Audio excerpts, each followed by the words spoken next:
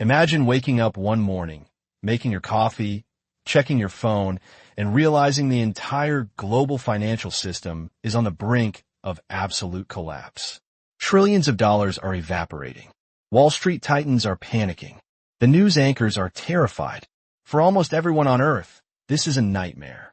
It means lost jobs, destroyed retirement accounts, and economic chaos.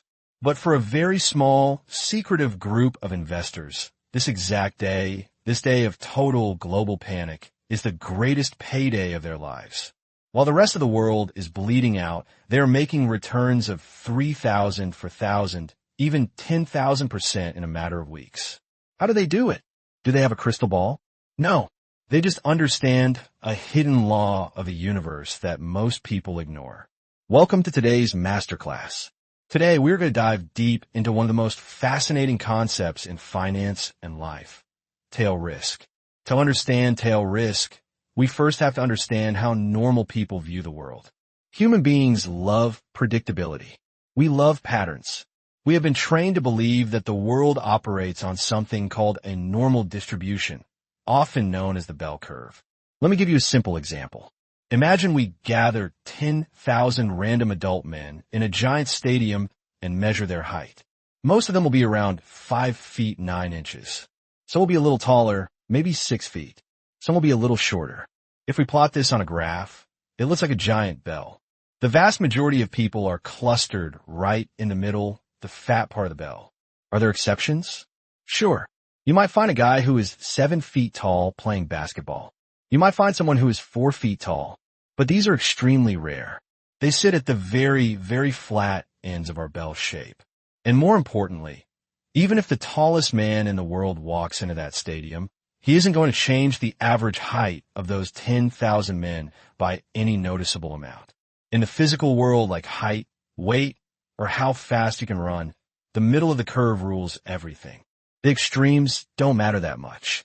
But Wall Street, economists, and bankers made a fatal mistake.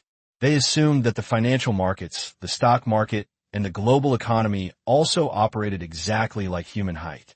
They believed that tomorrow would look pretty much like today. They believed that extreme events, market crashes, global pandemics, massive defaults were so incredibly rare that they didn't even need to worry about them. They ignored the edges of the curve. They ignored the tails. So what is tail risk? In simple terms, tail risk is the chance of a massive, rare, catastrophic event happening, an event that completely changes everything, yet no one sees it coming. Nassim Taleb famously calls these events Black Swans. Before explorers went to Australia, every single person in Europe believed that all swans were white. They had centuries of data, millions of observations, and every single one confirmed. Swans are white. Then they arrived in Australia, saw a single black swan, and boom, thousands of years of established facts were destroyed in 1 second. To really understand tail risk, Taleb gives us the greatest, most tragic analogy in modern philosophy, the story of the Thanksgiving turkey. Imagine a turkey living on a beautiful farm. Every single day, the farmer comes out and feeds the turkey. The turkey is living a great life. Day 1. The farmer feeds the turkey. Day 100, the farmer feeds the turkey. Day 500, the farmer feeds the turkey. If the turkey were an economist or a Wall Street risk manager, he would look at his data and say, I have 500 days of hard, statistical evidence that proves this farmer loves me. My risk of starving or dying is absolutely zero. Tomorrow, I will be fed. The turkey feels safer and safer every single day. His confidence is at an all-time high. Then comes day 1,000. It happens to be the Wednesday before Thanksgiving. The farmer comes out, but he doesn't have corn. He has an axe. In a single second, the turkey's entire worldview is violently destroyed. For the turkey, Thanksgiving was a black swan. It was an extreme tail risk event. But here is the profound lesson. Just because something hasn't happened yet doesn't mean it won't. And when you're dealing with money, wealth, and human psychology, history is a terrible predictor of extreme events. Wall Street acts like the turkey. They look at a few years of steady stock market gains and assume it will go up forever. They build their portfolios for the sunny days. But tail risk is the axe. Tail risk is the sudden earthquake, the geopolitical war, the unexpected virus that shuts down the planet. This brings us to the mastermind, Nassim Taleb. Taleb was born in Lebanon and witnessed his beautiful, peaceful, and prosperous home country suddenly fall into a devastating civil war. He learned at a young age that stability is often an illusion. Everything can change overnight. He eventually went to Wall Street and became an options trader. But he looked around at all the bankers in their expensive suits and realized something terrifying. They were all turkeys. Most investors employ a strategy that Taleb describes as picking up pennies in front of a steamroller. What does this mean? It means they take on hidden, catastrophic risks just to make a tiny, steady profit every day. They want to show their bosses that they are making money consistently. They win a little bit on Monday, a little bit on Tuesday, and a little bit on Wednesday. They look like geniuses. But Taleb knew the steamroller was coming. He knew that eventually a tail risk event would happen, and those steady investors would be wiped out, losing 10 years of profits in a single afternoon. So Taleb decided to do the exact opposite. If everyone else was picking up pennies in front of steamroller, Taleb was going to sit far away, safely on a hill, and wait for the steamroller to crash. How exactly did Taleb do this? How do you profit from the end of the world without using a crystal ball? The strategy he pioneered, heavily utilized by firms he advised like Universa Investments, relies on a financial tool called options. But don't worry, we aren't going to get bogged down in finance jargon. I want you to think about options as something much simpler: insurance. Let's talk about fire insurance for a house. You pay an insurance company $100 every month. If your house doesn't burn down, the insurance company keeps your $100. You lose that money. Month after month, year after year, you bleed small amounts of money. But if your house does tragically burn down, the insurance company hands you a check for $500,000. Now, imagine the stock market is a giant neighborhood of houses.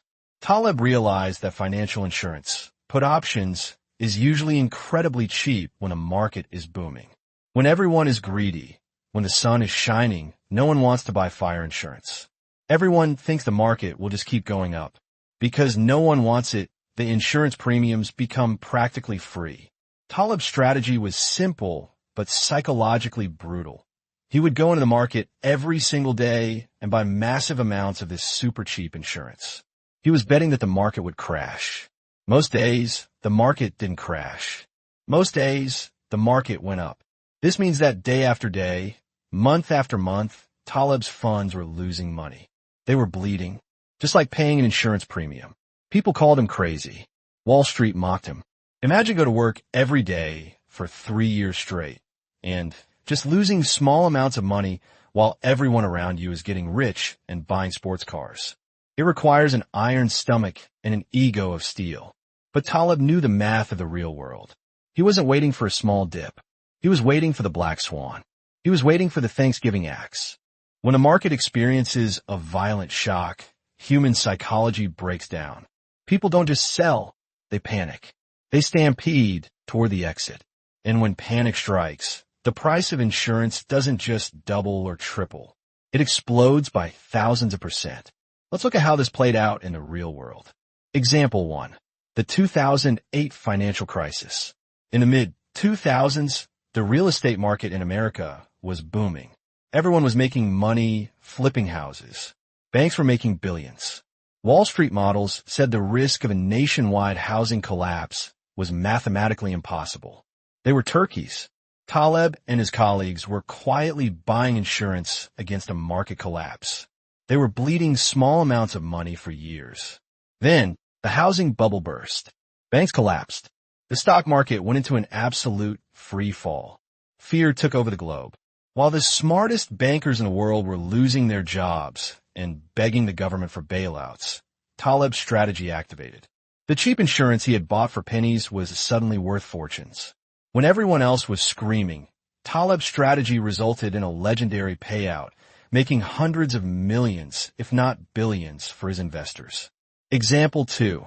The 2020 COVID-19 crash. Let's fast forward to an event we all remember, February and March of 2020. Before the pandemic, The stock market was at all-time highs. Everything was perfect. Then, a mysterious virus appeared. Suddenly, global flights were grounded, factories closed, and the entire world went into lockdown. The stock market experienced one of the fastest, most violent crashes in human history.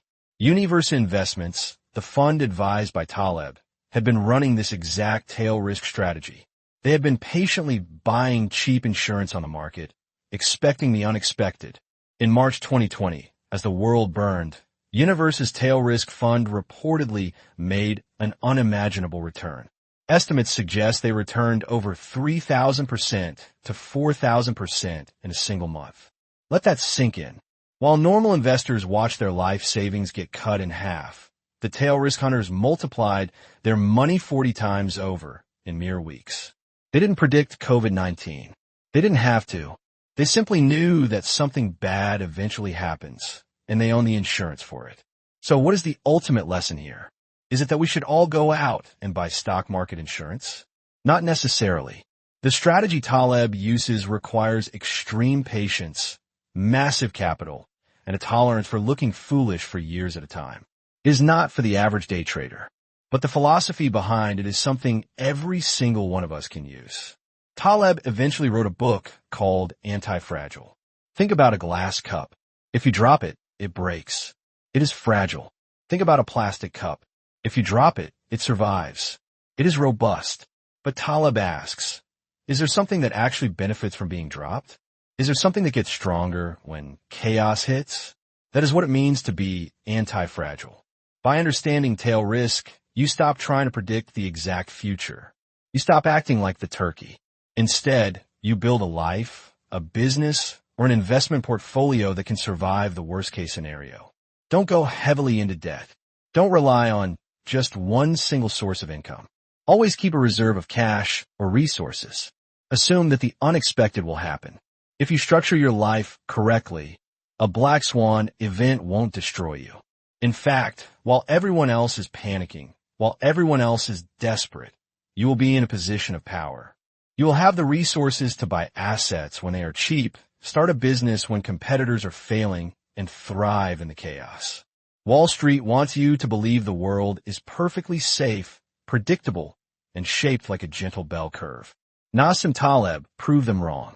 He showed us that history is written by the extremes. It is written by the tail risks. You can't stop the black swans from coming. You can't stop the panics, the crashes, or the chaos. But you don't have to be the turkey. You can expect the unexpected, protect your downside, and perhaps when the rest of the world is losing its mind, you might just make a fortune. Thank you for joining today's masterclass. If this changed the way you view the financial world, make sure to like, subscribe, and share this with someone who needs to hear it. I'll see you next time.